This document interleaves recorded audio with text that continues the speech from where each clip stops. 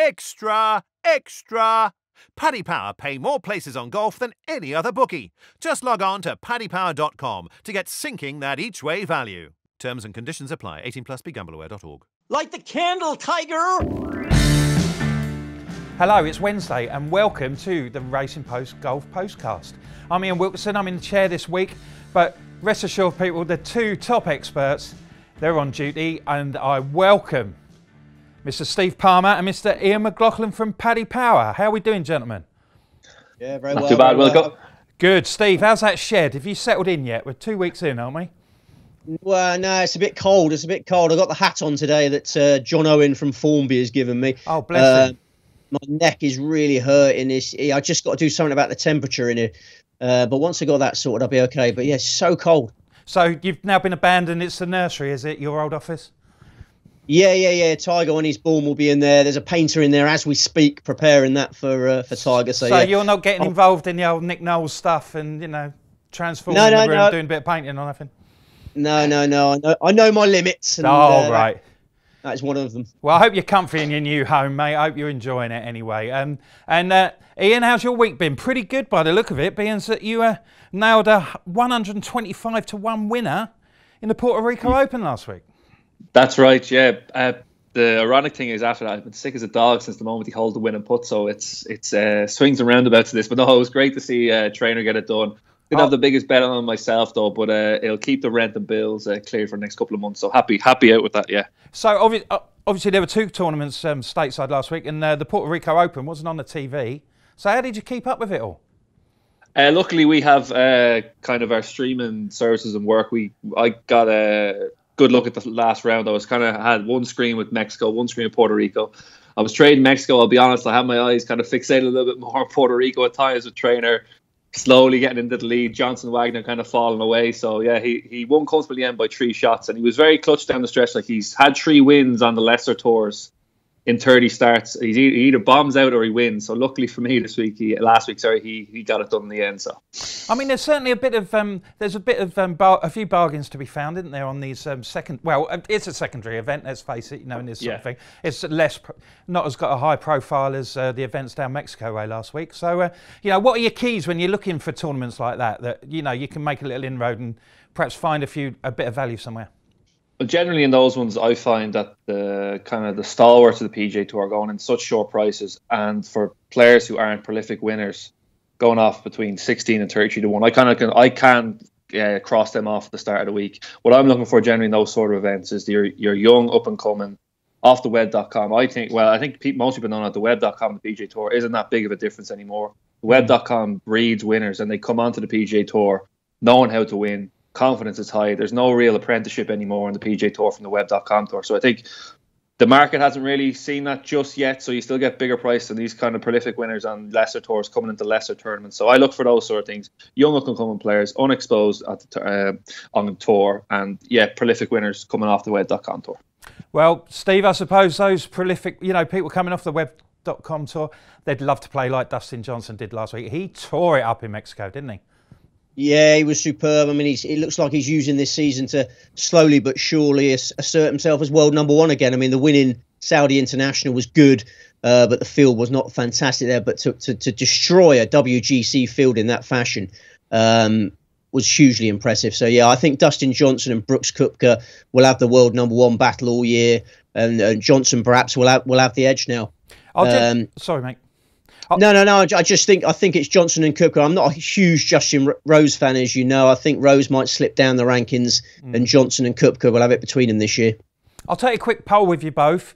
What was your favourite shot this week? That 364-yard drive to 4 foot that Johnson won, or Tiger shot out the bunker? Tiger from the bunker, yeah. Tiger from the bunker, yeah.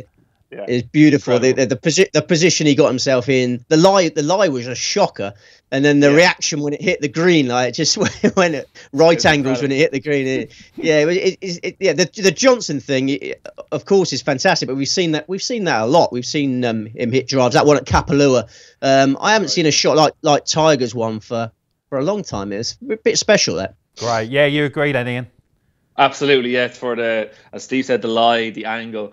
Anyone who plays golf knows it's incredibly hard to shape a golf ball with such a high, like a 9-iron or an 8-iron that he was using in altitude as well. You can't cut the ball that much. To formulate that sort of shot shape and get on the green and spin him back towards the hole was incredible. I was in shock for about half an hour after going, how has he actually done this? So yeah, that was the best shot of the week for me. Best shot of the year so far for me. And out of a sandpit as well. Yeah, it was pretty good, wasn't it? Yeah. Now, Rory McIlroy, he was 5 clear in second, 5 behind Johnson, and that leads us to our first Twitter question of the week. Thanks for you, for everybody for getting involved on that. And it's from Keith McCabe, and he asks, is McIlroy primed for the Masters this year? Steve? Well, yeah, encouraging signs for sure. He finished 5 shots ahead of the people in third. So, really strong performance from McIlroy. But the old gremlins were there again, weren't there? There was a few sloppy waist shots and, he missed a few tiddlers over the weekend. And, he's still got that issue of playing in final groups. His record playing in final groups over the last 3 years, he always seems to come up shy now. So, encouraging signs for sure. 4 top 5 finishes to start the year is fantastic. 2 of them were course debuts as well. The first 2 were course debuts. So, he's definitely trending in the right direction, as everyone likes to say. But he just needs a win now, doesn't he? He just needs to win, ideally from the front, to get that old swagger back. Because when he hits the front now, there's a little bit of tension in the shoulders. But, encouraging signs for McIlroy fans. Yeah, Ian, he's finished in the top 10 the last 5 times at Augusta. He puts a hell of a lot of pressure on himself to win that one, to try and complete the Grand Slam, though, doesn't he? Absolutely, yeah. I think he was speaking at Riviera a couple of weeks ago. He's almost trying to deflect from the career Grand Slam. They're saying the Open of Port Rush this year is his biggest event of the year, trying to deflect that, as Steve said, that tension on the shoulders coming to Augusta, because the career Grand Slam, there's only been 5 players to do it. He'll become the 6th in the history of the game. That's obviously, history weighs heavy on your shoulders, and that's the heaviest weight of them all, probably. So yeah, he's trying to deflect it. I like what he's doing. He's concentrating on America. He's taken it away from Europe. He's not gone to the Middle East. He's kind of priming himself for American golf this year, and his first target is Augusta. And as Steve said, he's trending really nicely towards that. Yeah, he's definitely seems to be heading in the right direction now. The second question is from Mark Matthews, and he's going back to a story that was pretty big a couple of weeks ago when Matt Gooch had his issues about paying the caddy at the Mayakoba Classic. So he says, at which point is it okay to start liking Gooch again? I was delighted to see him implode at the weekend. Yet before all this nonsense, he was a player always rooted for from a neutral perspective. I don't know quite how you root for a golfer from a neutral perspective anyway. I mean, it's usually the ones who've got my money on that I'll be rooting for. But when can we fall in love with Gooch again, Steve? Never forgive a tight ass. I've got a very long memory on these sort of things. So until he finds a cure for cancer, I won't consider it. Okay, so you're not setting the bar too high then. Ian, what are your thoughts? I'll be a little bit more forgiving, but it'll be a long time before I start supporting him again, because that was just a very sorry episode altogether, with this whole management company offering more money and then people going, oh, what a good gesture, and to give it to him after being basically dragged through the media by the players and everything. And it was his last resort being forced to do that. I don't think he was out with the goodness of his heart. So it'll be a long time before I support Kuchar again. Right, well, sorry then, Mark. Yeah, you got to wait a little bit while then before you can get back with Kuchar. The next one is from Sean, Skip 10-12-16. Now this is quite an interesting one. What are the chances of a worldwide tour being formed in the near future, with the European tour then becoming like the Web.com tour, feeding it? Now, it's a funny time of year, isn't it, on the European tour, because before we've got sort of 6 weeks before the Masters, and the tournaments are in Oman, Qatar, Kenya, Malaysia and India, which is the same week as the WGC match play. So there's not many high-profile tournaments at the moment. Do you think, Steve, that the talking down of the European tour is something that tends to happen in the spring and it's not given a chance to kick on, or do you really think there are problems about the status of the game over this side of the pond? Yeah, I think there are problems, I'm afraid. I think Keith Pelley, the European Tour boss, said he was in conceptual talks, didn't he, with his US counterparts at the end of last year. So conceptual talks about a worldwide tour. I think the European Tour is probably not doing very well financially. And I can easily see the European Tour over the next few years disappearing. Yeah, it pains me to say it. You know, I've grown up with the European Tour. I love it, but I can see the worldwide tour taking over, which will obviously be bossed by the PGA Tour chiefs. It's sad to say, but yeah, I think it will happen. Yeah. I mean, Ian, they're doing we've had lots of experiments with shot clock challenges and golf sixes and Belgian knockout. They're all on the schedule this year, and it just seems that it's fallen victim perhaps to the calendar changes, moving the USPGA have pushed things around a bit, and the Ryder Cup is the thing that's keeping it going at the moment. I think if the Ryder Cup qualification aspect of the European Tour went, then it would really be in serious trouble. What do you think? Yeah, absolutely. As Steve said, yeah, it's sad to see, and it's sad to say that probably, I would say, maximum 5 years we're going to have a world tour with the European Tour obviously being changed and reformatted to probably some sort of a feeder tour. But yeah, cash is king these days. The PGA Tour seems to just be a juggernaut, relentless. They can get great fields every week and get prize money every week. It just keeps on rolling, where the European Tour is kind of stagnating in parts of the year. I know they have a great end of season now when the PGA Tour playoffs finish in August. They have like the likes of Wentworth, all the Rolex Series events kind of start coming on. They've increased the prize money at the end of the season in Dubai to get a better field and stuff like that. So they're still trying their best to kind of attract the best fields. But as you said, there's those big gaps, like from February to the Masters. There's just not really anything going on. So yeah, as Steve said, I think there'll be a worldwide tour sooner rather than later. Okay, so we've got two more questions left, both concerning individual golfers, so I'll give you one each. Ian, you can go first. Lucas Cash Beast. He says, your thoughts please on the greyhound, Cameron Champ, and which courses will suit him in the coming months? He's gone a bit quiet, hasn't he?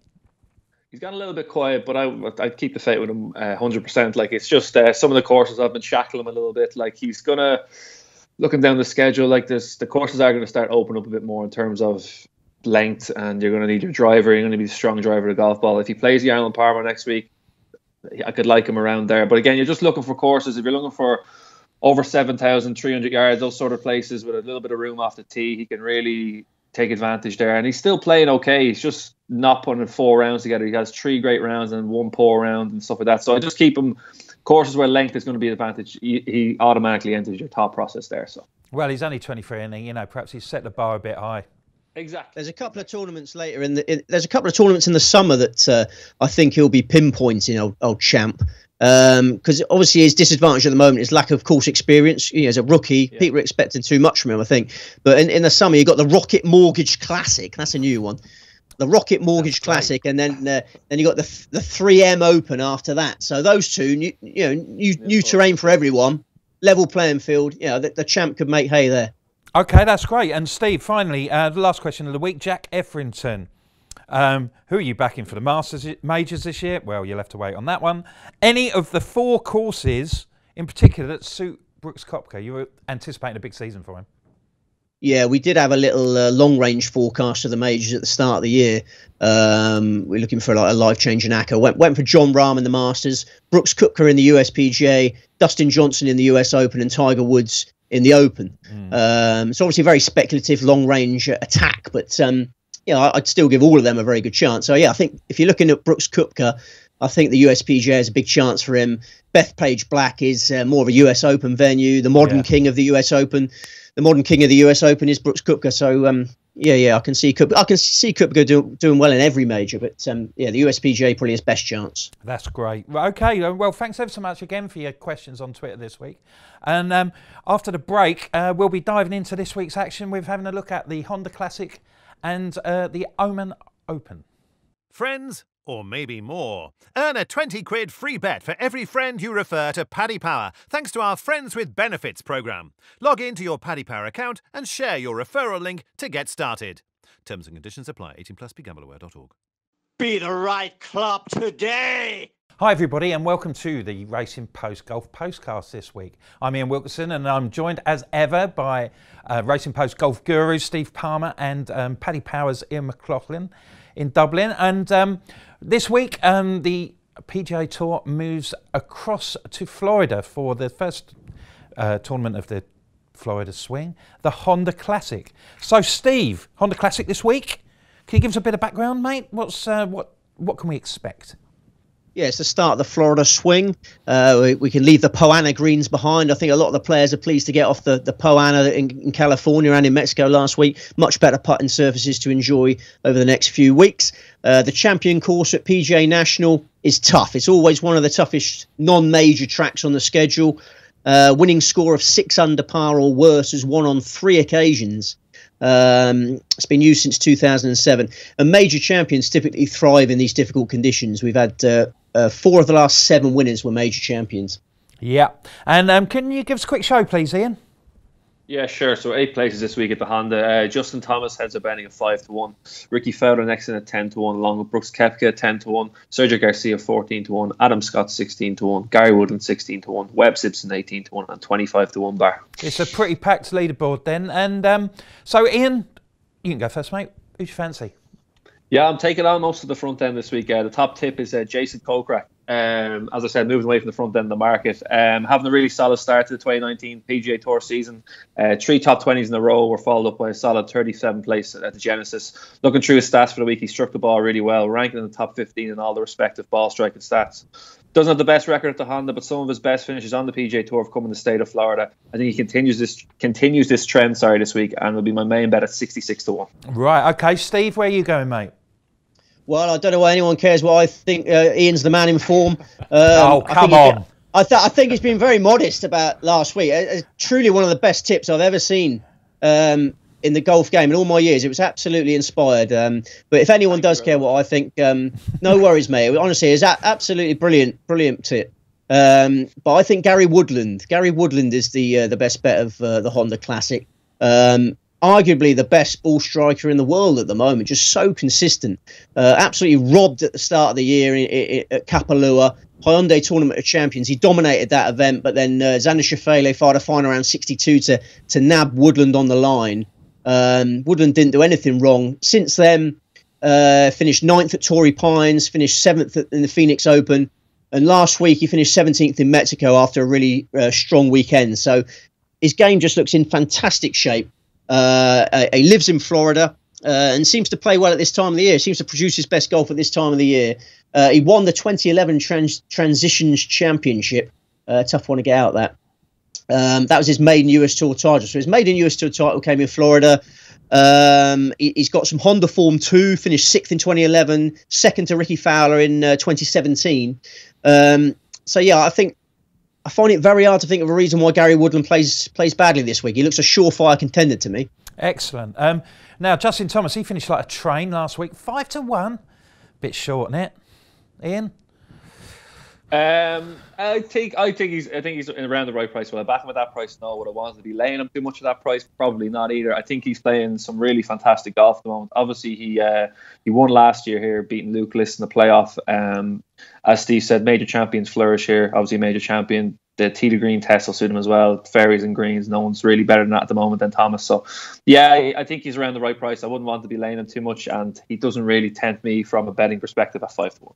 Yeah, I'm probably still fuming that I put him up a couple of weeks ago and he blew that 4-shot lead. But there you go. Yeah. You know, it's easy to get personal about these sort of things, folks. You know, it happens to everybody.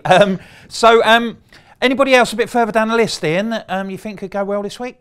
Yeah, I have 2 more bigger prices. The next one is Jim Furyk, taking a speculative play on Furyk this week. I was encouraged by his last 2 starts. His 14th place finish at the Pebble Beach Pro-Am. He ranked in the top 5 in the strokes gained tee to green stats. Last time out in the Genesis, he ranked 2nd in driving, actually 13th in greens regulation, 15th in scrambling. Hasn't played the Honda too much, but looks to be returning to form. I think the test will suit him, as I mentioned. Fairways and greens are the key this week. I think he's worth a small each way play around 100-1. And the outsider is Taylor Gooch. He's the last one this week. I have has started the 2019 season very well. 2 top 5 finishes, 4th in the Desert Classic and 3rd at the Farmers Insurance Open. A miscut at the Pebble Beach Pro-Am can be forgiven. Open with 2 rounds of 69 before 78 in terrible conditions. Another player whose tee to green game looked in really good working order. He'll complete my lineup at 150-1 this week. Lovely. So yeah, Furyk, it's not going to be an issue that he can't hit it 300 yards off the tee this week then? Not really, no, I don't think so. It's not going to be too windy either, so I think he can nudge his way around and keep himself in contention. I think he's a nice each way play with the extra places. Okay, Steve, who are your others?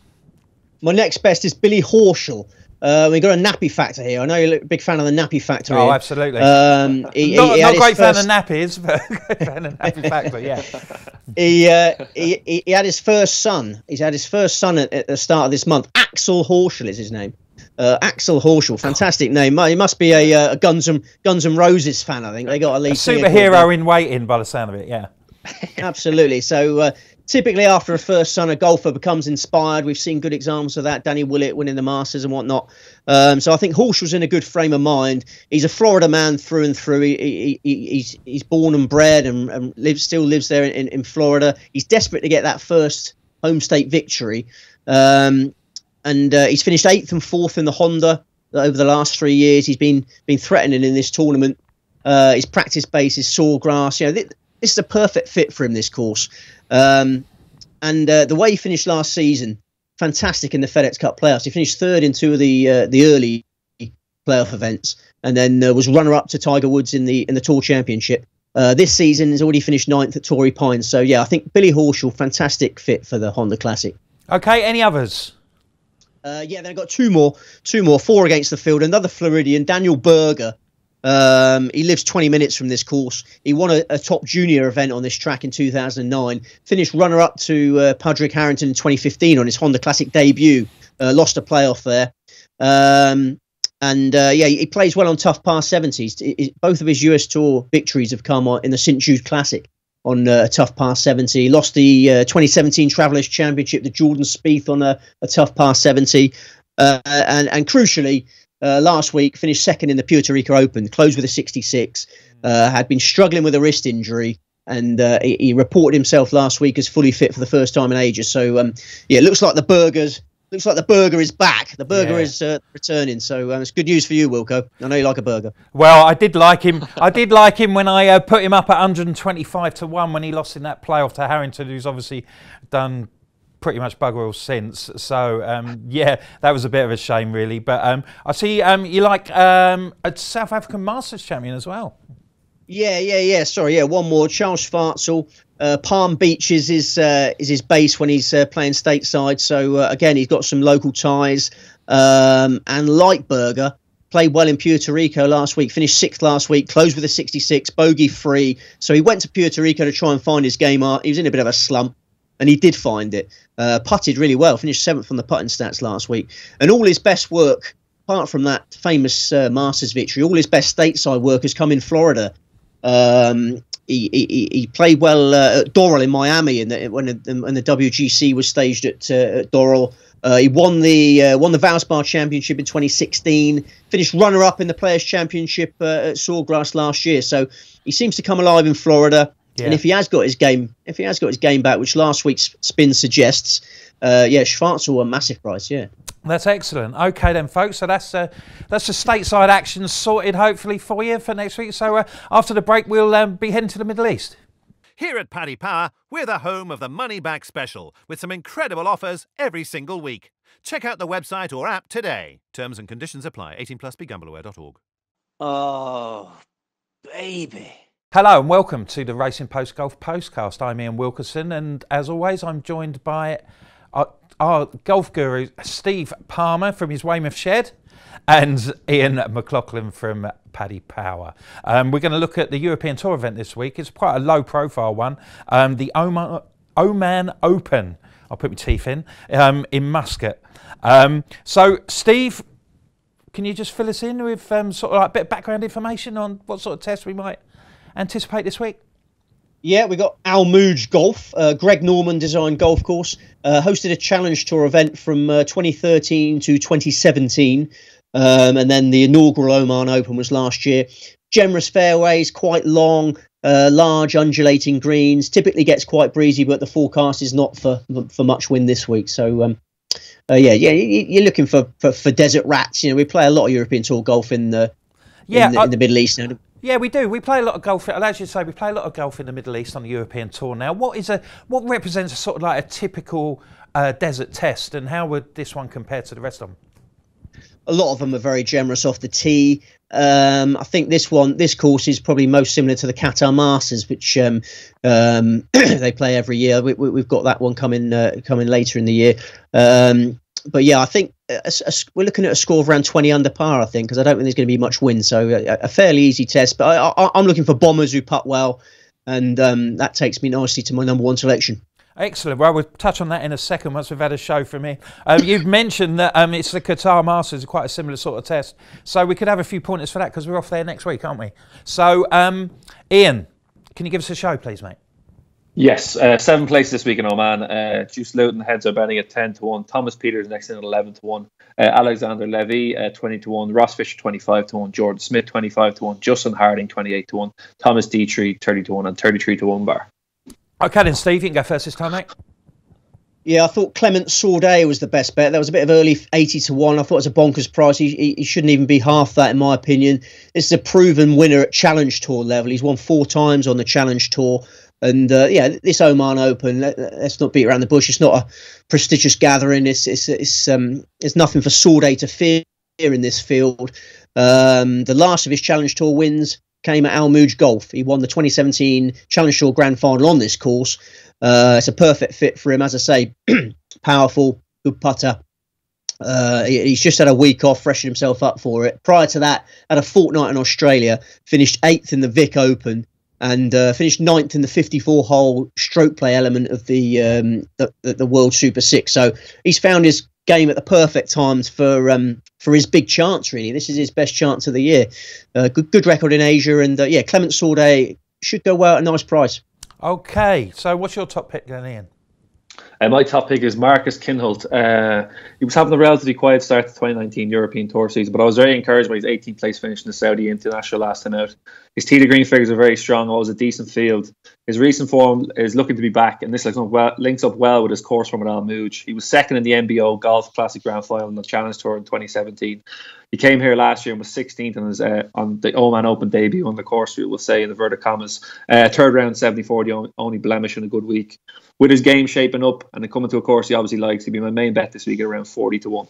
Okay, so it's a bit like, I mean, you obviously chopped it off at Puerto Rico last week. This is a secondary sort of event. It's not very high profile. So would you be sort of like following the same recipe of looking for up and coming players that people at the top of the list might be a little bit short?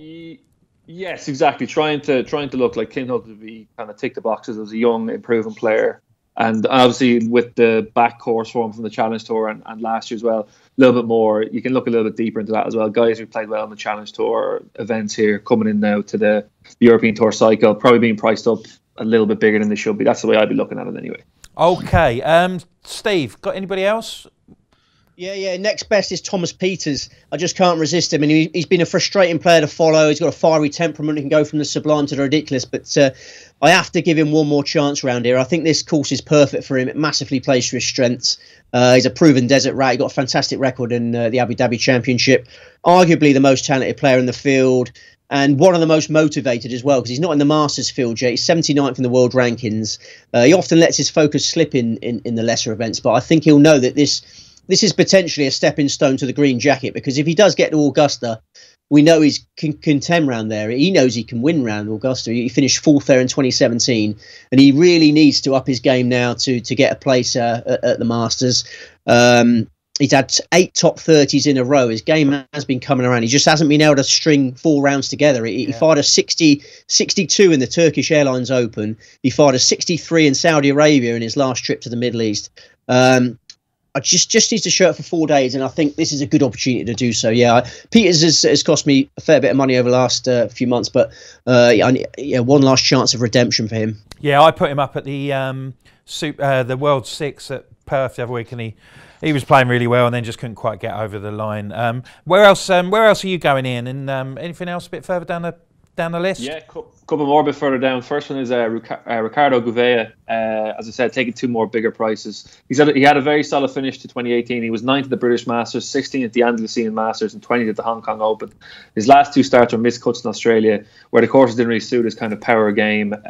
Means we're getting a nice price, in my opinion. The course where he is back class. Was 9th in the Challenge Tour event at Al Mouj in 2014. The following year, he won the NBO Golf Grand Classic Grand Final on the same course. I think he's a nice each way player, around 125 to 1 this week. And the last one is outsider Kim Koivu, taking a speculative play on this week. A graduate from a strong class in the Challenge Tour last year. Has already put up some decent performances in the European Tour. 7th at the Portugal Masters and 9th place finish at the Hong Kong Open being the highlights. I think he's a talented player. Should have a strong year on tour. I'll take a chance on this week at 250 to 1. Sorry, that's Kim who? Sorry, mate. Kim Koivu. Koivu. Okay. Oh yes. Sorry. Got a bit deaf in my old age. Steve, any others to add to the mix? Yeah, I've got 3 more. Marcus Kinholt is supported by both me and Ian this week. That's the only one we both got. Nothing to add on him, but really promising Swede. I think he's following the footsteps of Cameron Smith in a way. Cameron Smith really impressed me last week in Mexico, and a similarly neat and tidy player, Kinholt. I can see him becoming the new Cameron Smith. And then Matthias Schwab is the other one. Austrian player, another neat and tidy Austrian player. He finished 14th at Almouge in the 2017 Grand Final. He's had a really solid rookie campaign last year. 4 top 10s last season in his opening season on the European Tour. Started this season with 9th place in Hong Kong. So I think Matthias Schwab is a winner waiting to happen on the European Tour. This looks a golden chance. And the final one at much bigger prices was Max Oren. Max Oren is he was Almouge champion in 2014, and he's finished 7th and 15th in his 2 subsequent starts on this course. So, he's just come off a decent Challenge Tour campaign. He knows he's going to win around this track. He's only 24, still improving. So, that was the biggest price fancy I had, Max Oren. Not to be confused with Max Oram, who is a Racing Post colleague who I do not fancy for this tournament at all. No, I wouldn't be putting any money on Max Oram to win this. Max Oren, no, that could be a decent shout at 150 to 1. Okay, thank you, gentlemen. I'll just run through who we've got then for this week for the Honda Classic. Ian likes Jason Kokrak, Jim Furyk and Taylor Gooch, while Steve's all over Gary Woodland, Billy Horschel, Daniel Berger and Charles Schwartzel. And then in the Middle East, Ian likes Marcus Kinholt, Riccardo Gouveia and Kim Koivu, while Steve's going for Clemens Sorday, Thomas Peters, Kinholt again, Matthias Schwab and Max Oren. Well, thank you very much, gentlemen. Wish you all the best with your golf punting this week. Thank you very much for joining us. We'll be back next week for another golf postcast, and we'll be looking at more European Tour action with the Commercial Bank Qatar Masters, and it's the Arnold Palmer Invitational in the PGA. So hopefully we'll have a few more winners to celebrate on that occasion, just like Ian's winner at Puerto Rico last week. It will be the football on Thursday, football postcast, don't miss that. And then on Friday, Dave Orton's in the chair for the racing postcast, which is going to be looking at the racing from Newbury, Doncaster and Kelso. And of course, Cheltenham's only around the corner, so there's plenty of racing chat to be had over the next few days. I've been Ian Wilson. I hope you've really enjoyed this week's golf postcast, and we'll see you next week. Right, 10 seconds to promote Paddy Power Games. Paddy Power Games, Paddy Power Games, Paddy Power Games. Advertising. It's easy when you know how. Paddy Power. Enough of the nonsense. 18+, begambleaware.org. Give 'em the horn!